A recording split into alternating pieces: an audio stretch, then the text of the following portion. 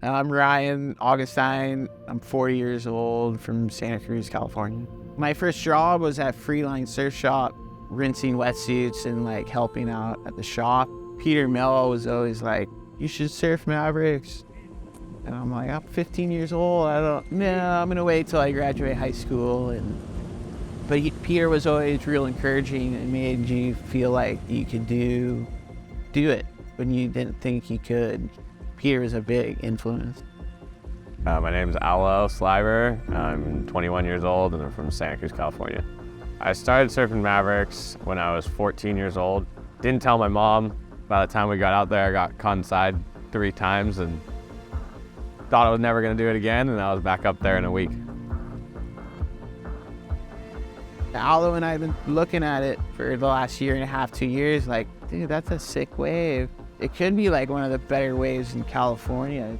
I've been trying to tell my friends that they should go up and surf it, but nobody believes me. And we've been searching for that barrel for a long time. Feels like Ryan's been able to pick off a bunch of them. I've been kind of left in the dust, but it's been pretty interesting to watch how he surfs that wave.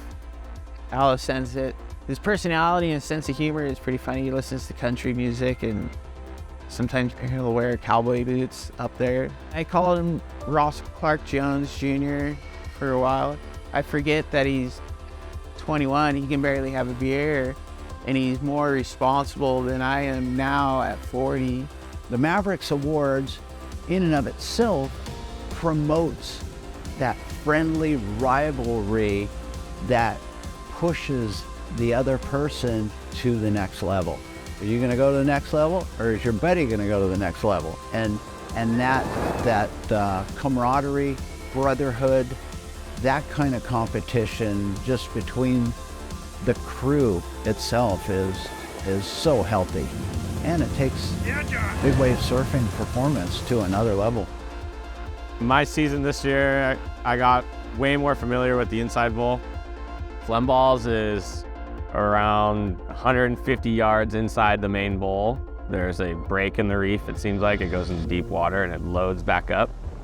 This is probably another 100 yards outside of Sail Rock, so pretty much right in the middle from the rocks and the main bowl. It's way deeper than you normally are. It's way inside. It's a different wave, theoretically. Big barrels like that really have a sound to them. It kind of goes raw in the tube. Waiting for the trough to come up is also probably the most nerve-wracking part. Seeing it and knowing that it's going to happen is something that is kind of indescribable. It's a little intimidating because if you fall, you're right in front of the rocks. And you know you have to do it or else all your buddies in the channel are going to heckle you. So that's probably the part of the wave that we're going to get barreled the most out of, and that's where this year we were able to capitalize on that. The way that John, Mel, and Luca, and Alo, and Augie are hunting barrels is so inspiring, so intense, but they are like actively hunting barrels on the lefts, on the rights. When you go barrel hunting at Mavericks, expect to have a lot of wipeouts. The day that Ryan got his barrel, I was fortunate enough to find one earlier in the day.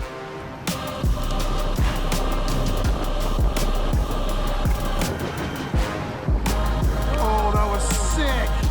Wow. Definitely got that. I didn't quite make it, clamped on me. Just part of the process of learning that inside bowl. I'll be back, always. There's always a changing of the guard at Mavericks, and having people like Hunter, Alo, Ryan Augenstein, who is a veteran of Mavericks. He was in the early contests, and he's still at it. The good wave that I caught at Mavericks this year was kind of a chip shot roll in.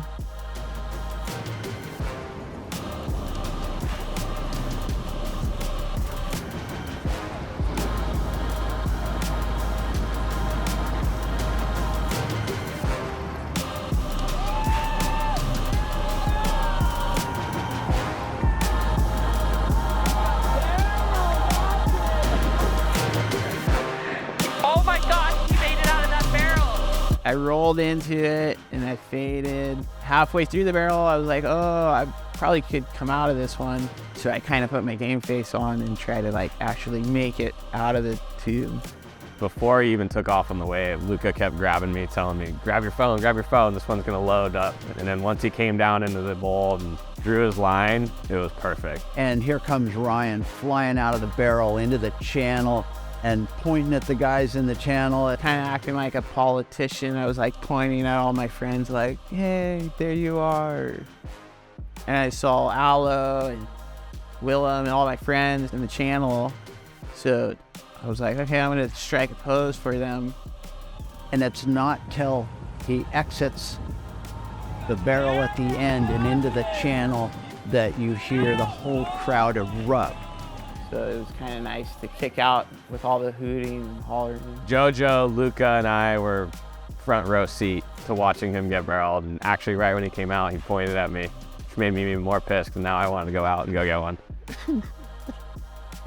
It's pretty incredible to see everybody get a barrel like that. I was laughing, I was mad, I was like, I had all the emotions. I was like going through like an emotional breakdown.